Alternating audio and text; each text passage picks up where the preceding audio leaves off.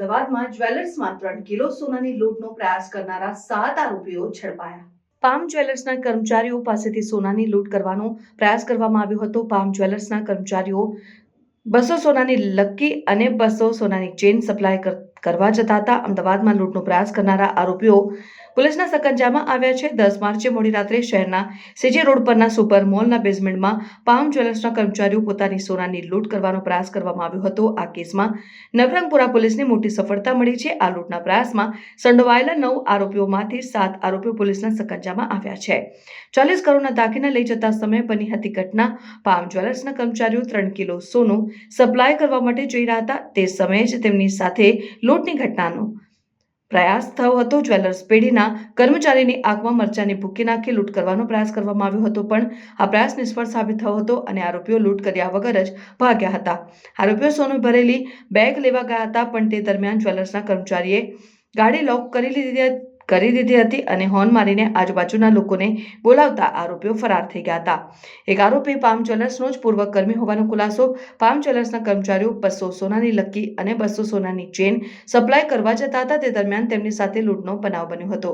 જોકે આ ઘટના બાદ પોલીસને જાણ કરવામાં આવતા પોલીસની ટીમ સીસીટીવીના આધારે આરોપીઓને ઝડપી પાડવા કામે લાગી હતી અને આખરે આ કેસમાં પોલીસને મોટી સફળતા મળી અને 9 આરોપીઓમાંથી 7 આરોપીઓની પોલીસે ધરપકડ કરી દીધી છે. પોલીસથી બચવા આરોપીઓએ ગાડીનો નંબર ઢાંક્યો હતો. ત્યારે ચોંકાવનારી વાત તો એ છે કે આ તમામ આરોપીઓમાંથી એક આરોપી પામ જ્વેલર્સનો જ પૂર્વ કર્મચારી હોવાનું તપાસમાં સામે આવ્યું છે. ગઈ તારીખ 10 માર્ચના રોજ નવરંગપુરા પોલીસ સ્ટેશન સીજી રોડમાં એક સુપર મોલ આવેલું છે. ત્યાં એમની પાર્કિંગ બેસમેન્ટની અંદર લૂંટના પ્રયાસનું બનાવ બનવા પામેલ હતું, જે નવરંગપુરા પોલીસ સ્ટેશનમાં નોંધાયેલું છે. આ ગુનો જે છે અમારી એલસીબીની ટીમે ગણતરીના કલાકોની અંદર ડિટેક્ટ કર્યું છે અને એમાં ટોટલ જે અત્યાર સુધી સામે આવ્યા છે નામો, એમાં 9 લોકોની સંડોવણી સામે આવી છે. 9માંથી 7 લોકોની ધરપકડ થઈ ચૂકેલી છે અને બાકીના 2 લોકો ને પોલીસ શોધી રહી છે. બનાવની વિગત આ પ્રકારની છે કે સુપર મોલના અહીંયા જ એક પામ જ્વેલર્સ નામના એક પેઢી આવી છે.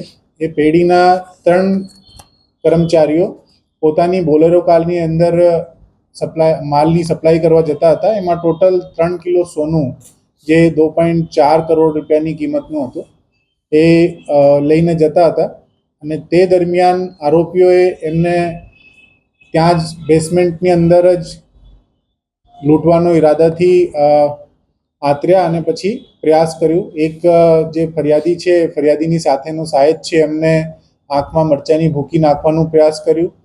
પરંતુ જે અમારા ફરિયાદી છે અભિષેક રાણા, એમને બહુ જ સમજબૂઝ દેખાડી અને જ્યારે આરોપીઓ આ જે સોનો ભરેલા બેગ હતા એ બેગ લેવાનો પ્રયાસ કર્યો અને ત્યારે ગાડીની અંદરથી બધી બાજુથી ગાડી લોક કરી દીધી અને ગાડીનો જે હોર્ન છે એ જોર જોરથી વગાડવાનું ચાલુ કર્યું.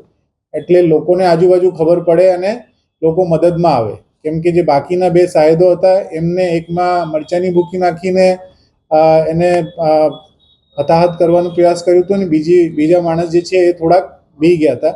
એમના ઉપર હુમલો કરવાનો પણ પ્રયાસ કરવામાં આવ્યો હતો.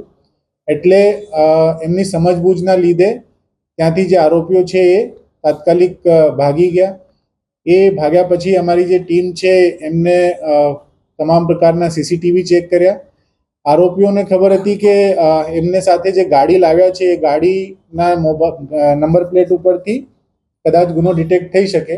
એટલે એ લોકો લૂંટ કરવાના ઈરાદેથી જ્યારે આવ્યા તે વખત પહેલાંથી જ એ ગાડીની ઉપર એક વ્હાઇટ કલરની ચોંટાડેલી નંબર પ્લેટ જેવું એક વ્હાઇટ કલરની સ્ક્રીન લગાડી દીધી હતી, જેનાથી એના નંબર દેખાય નહીં.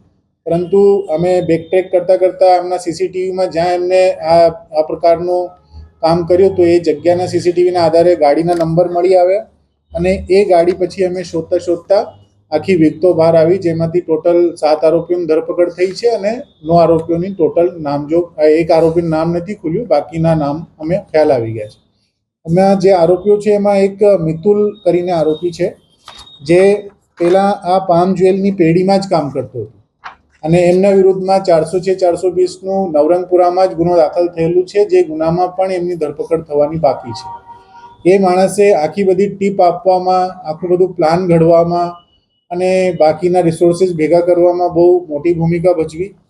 મૂળ રૂપથી આ જે બનાવ છે એ બનાવમાં મિતુલ ગોપાલ દરજી, પવન સોની અને શંભુ, આ 3 લોકોની મેઇન ભૂમિકા છે. એના બધાના અલગ અલગ રોલ છે. મિતુલનો રોલ હતો કે આ પેઢીની અંદરથી ક્યારેક માલની ડિલિવરી કરવા માટે માણસો જાય છે, કઈ પ્રકારની ગાડીમાં જાય છે, કેટલી વાગે જાય છે, આ બધી વિગતો એને આપવાની હતી. પવન સોની જે છે એ પોતે જ્વેલરનું કામ કરે છે, એટલે એમની જવાબદારી હતી કે જ્યારે સોનું લૂંટાઈ જાય ત્યારે પછી એને સગે વગે કરીને બધા લોકોની ભાગબટાઈ કરવામાં એમનું રોલ હતું. સાથે સાથે એક વ્યક્તિ છે નિશિત ઉર્ફે શંભુ ભીખાભાઈ સોલંકી, એ ખેડા જિલ્લાનું રહેવાસી છે. એમનો રોલ હતો કે ગાડીની વ્યવસ્થા કરવાની, જેનાથી એ લોકો ત્યાંથી ભાગી છૂટે. પછી એક માણસ છે સંગ્રામસિંહ ગરવરસિંહ રાઠોડ, એ પોતે જગ્યા ઉપર નહીં આવ્યો, પરંતુ એમને જવાબદારી આપવામાં આવી હતી કે લૂંટ કરવાના ઈરાદેથી બાકીના ઓર લોકોની વ્યવસ્થા કરવી. એટલે એ પ્રકારે એમને બાકીના 5 લોકોની વ્યવસ્થા કરી આપી હતી. એ 5માંથી એક દીપક ઉર્ફે મચ્છર સંજયભાઈ શુક્લા, એ રખિયાલ ગામનું છે, અમદાવાદ શહેર, એ અમારી પકડમાં છે. અનિલ બાલકિશન પરિહાર, એ કઠવાડા નિકોલ અમદાવાદનું છે. અને ત્રીજો હિતેશ ઉર્ફે કલ્લુ આનંદભાઈ મહેશકર, એ ઓઢવનું રહેવાવાળો છે. એમના વિરુદ્ધમાં 2 ગુનાઓ પણ દાખલ થયેલા છે ઘરફોડ ચોરીના. જે 2 આરોપી પકડવાના બાકી છે એમાંથી એકનું નામ સરનામું પૂરું ખબર નથી, પરંતુ બીજો જે આરોપી છે એનું નામ છે રાજુ સત્યપ્રકાશ મિશ્રા. આ પ્રકારે ટોટલ 9 આરોપીઓ હતા અને આખું આ લોકોએ પ્લાન ઘડેલું અને આ પ્લાન છેલ્લા 1 વર્ષથી એ લોકો કરતા હતા. એમાંથી છેલ્લા 2-2.5 મહિનાની દરમિયાન આ મિતુલ જે છે એમને જે જગ્યા છે એ જગ્યાની રેકી કરવા માટે ઓછામાં ઓછું 4 થી 5 વખત મુલાકાત લીધી અને ક્રોસ વેરીફાઈ અને વેરીફાઈ કરતા રહ્યા કે જે ગાડીને એ લોકો આઈડેન્ટિફાઈ કરી રહ્યા છે એમાં કોઈ ફેરફાર ના થાય અને એમના ટાઈમિંગમાં અને માણસો જે લઈ જાય છે એમાં કોઈ પ્રકારની જે માહિતી છે એનું ફેરફાર ના થાય. તો આ પ્રકારે આખો પ્લાન ઘડીને જ લૂંટનો પ્રયાસ કરવામાં આવ્યું હતું, પરંતુ જે પેઢી છે પેઢીના કર્મચારીની સમજબૂઝ અને તે વખતની બુદ્ધિ વિવેક વાપરવાના લીધે આ બનાવ એક તો બનતા અટક્યું છે. પરંતુ તાત્કાલિક ધોરણે પછી પોલીસે આવા જે આરોપીઓ છે એમને શોધી અને અત્યારે હાથ ઉપર લીધા છે અને આગળની તપાસ હજુ ચાલુ છે. એમાં અગર એ સોનું અહીંયાથી લૂંટાઈ ગયું હોત તો કોને આપવાના હતા, સાથે સાથે બીજા ઓર કોઈ આરોપીઓ છે કે કેમ, આ બધી વિગતો જે છે હવે તપાસમાં બહાર આવશે. પાસે જે પેઢી છે એ પેઢીના વિગતો છે કે કોને અંદરથી માહિતી લીક કરેલી છે એવી વિગતો સામે આવી નથી, પરંતુ મિતુલ ચૂંકી પહેલાંથી જ આ પેઢીની અંદર કામ કરતો હતો એટલે એને પહેલાંથી જ ખબર હતી કે કેટલું સોનું જાય છે, કઈ ટાઈમે જાય છે, કઈ રીતે જાય છે, આખી બધી વિગત એમને પ્રાઇમરીલી હતી જ. અને સાથે સાથે એમને જે રેકી કરેલી છેલ્લા 2-2.5 મહિનામાં 4-5 વખત, એનાથી એને આખું ક્રોસ વેરિફિકેશન કરી લીધું હતું કે એમનું પ્લાન સફળ થાય એવા પ્રયાસો થયા હતા. આરોપીઓ એકબીજાના સંપર્કમાં કેવી રીતે હતા? કારણ કે મેઇન જે 3 ભૂમિકા હતી મિતુલ, પવન અને જે શંભુ હતા. હા, એ બધા આરોપીઓ જે છે એકબીજાથી પહેલાંથી જ ઓળખાણમાં છે. કોઈ ક્રાઇમના લીધે ઓળખાણમાં નથી, પરંતુ મિતુલ જે છે એ પહેલાં પેઢીમાં કામ કરતો હતો. પવન સોની છે એ સોનાનું જ કામ કરે છે. તો આ પ્રકારે એકબીજાના સંપર્કમાં આવ્યા હતા એ લોકો. એટલે એ જ કીધું મેં આપને કે માસ્ટર માઇન્ડમાં 3 નામ મેન છે. એમાં એક મિતુલ નામ છે, મિતુલ ગોપાલ દરજી, બીજું પવન સોની અને ત્રીજું જે છે શંભુ ભીખાભાઈ સોલંકી.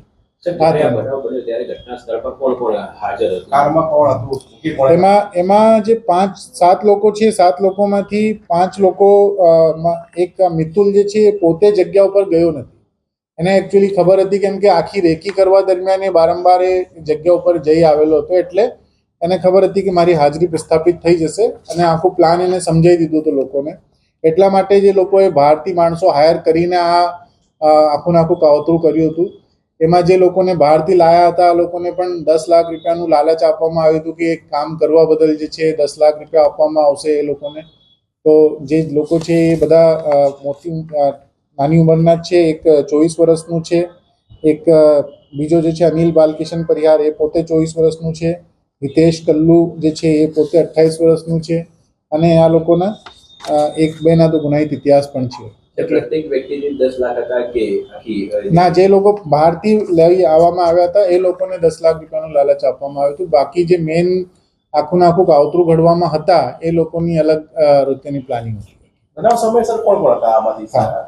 એમાં મિતુલ, જે મેં કીધું, આ જગ્યા ઉપર ગયું નથી, અને એક સંગ્રામસિંહ ગરવરસિંહ રાઠોડ એ પણ પોતે જગ્યા ઉપર ગયું નથી. એટલે આ જે 7 લોકો છે એમાંથી આ પ્રમાણે આ 2 લોકો હાજર નહીં હતા તે વખતમાં. 3 લોકો ગાડીમાં જ બેસ્યા રહ્યા, અને બાકીના જે 3 લોકો છે એ ગાડીમાંથી બહાર નીકળી અને આ લોકોએ દીપક ઉર્ફે સંજય શુક્લા, એક રાજુ સત્યપ્રકાશ મિશ્રા, એક અનિલ બાલકિશન પરિહાર અને હિતેશ ઉર્ફે કલ્લુ, એ 4 લોકો જે છે એ ગાડીની બહાર હતા. અને ગાડીમાંથી પછી આ લોકોએ કોશિશ કરી હતી કે કંઈ પણ રીતે આ ત્રણેય જે કર્મચારી છે પેઢીના એ લોકોને આતરી અને એનો ડરાવી બીવડાવી અને મારીને પછી આખું બધું સોનું લઈ જાય. કેમ કે આમાં 200 જેટલી લકી હતી અને 200 જેટલી સોનાની ચેનો હતી. એટલે એમાં જે મુદ્દામાલ હતું એ મુદ્દામાલ પણ 3 બેગમાં હતું. એટલે આ લઈ જવા માટે પણ માણસોની જરૂર તો હતી. અંદાજે બજાર કિંમતની શું હશે? એટલે 3 કિલો સોનાની પ્રમાણે એ લોકોએ 2 કરોડ 40 લાખ રખાઈ છે. ગાડી કોની હતી? ગાડી ચોરીની હતી, ભાડેથી લાવ્યા? નહીં, ગાડી આ નિશિત ઉર્ફે શંભુભાઈ ભીખાભાઈ સોલંકીએ વ્યવસ્થા કરી હતી. એ ખેડામાંથી આવે છે, ત્યાંથી લઈને આવ્યો કોઈ હથિયાર ખરીદ્યા હતા? નહીં, એમાં અત્યાર સુધી એવો કોઈ વસ્તુ ધ્યાન નહીં. નંબર પ્લેટ સિવાય અન્ય કોઈ તકેદારી રાખી હોય પોલીસથી બચવા માટે? જ્યારે એ લોકો આવ્યા છે ત્યારે સીસીટીવીમાં એ લોકોને ખબર છે કે સીસીટીવીમાં દેખાઈ જાય એટલે એક નંબર પ્લેટમાં તો આ લોકોએ સફેદ ચિઠ્ઠી ચોંટાડેલી જ હતી. સાથે સાથે ગાડીમાંથી જ્યાં સુધી સામેથી જે ફરિયાદી છે અને એમના જે સાથી કર્મચારી છે જ્યાં સુધી નીચે નહીં આવ્યા ત્યાં સુધી એ લોકો ગાડીમાંથી નીકળ્યા નહીં જાણી બુજીને. કેમ કે કોઈ પણ વ્યક્તિ પ્રશ્ન કરે કે અહીંયા શું કામ ઊભા છે, અહીંયા શું કામ બેસેલા છે, આ બધું પ્રશ્ન એના મગજમાં હતું જ. અને તે વખતનો ટાઈમ એવો જે છે એ ટાઈમમાં લોકો આવર જવર થોડીક વધારે પડતી રહેતી. એ વસ્તુને ધ્યાને રાખીને આ લોકોએ કાળજી તો રાખી હતી. પકડાયા છે બાળકો? અલગ અલગ વિસ્તારમાંથી લાયા છીએ અમે. એક નિશિત જે છે એમને અમે ખેડાથી લાયા છીએ. પછી પવન સોની છે ચાંદલોડિયામાંથી પકડાયું છે. મિતુલ ગોપાલ દરજી છે ઘાટલોડિયાથી પકડાયું છે. હિતેશ ઉર્ફે કલ્લુ જે છે ઓઢવથી પકડાયું છે. સંગ્રામ છે દસક્રોઈમાંથી પકડાયું છે. અને અનિલ નિકોલમાંથી અને દીપક રખિયાલમાંથી. આ પ્રકારે અમદાવાદ સિટીના અલગ અલગ વિસ્તારોમાંથી અમારી અલગ અલગ ટીમોએ બહુ સારી એવી મહેનત કરી અને બહુ વહેલી તકે આ ગુનાનું ભેદ ઉકેલ્યું છે અને આરોપીઓને હસ્તગત કર્યા છે.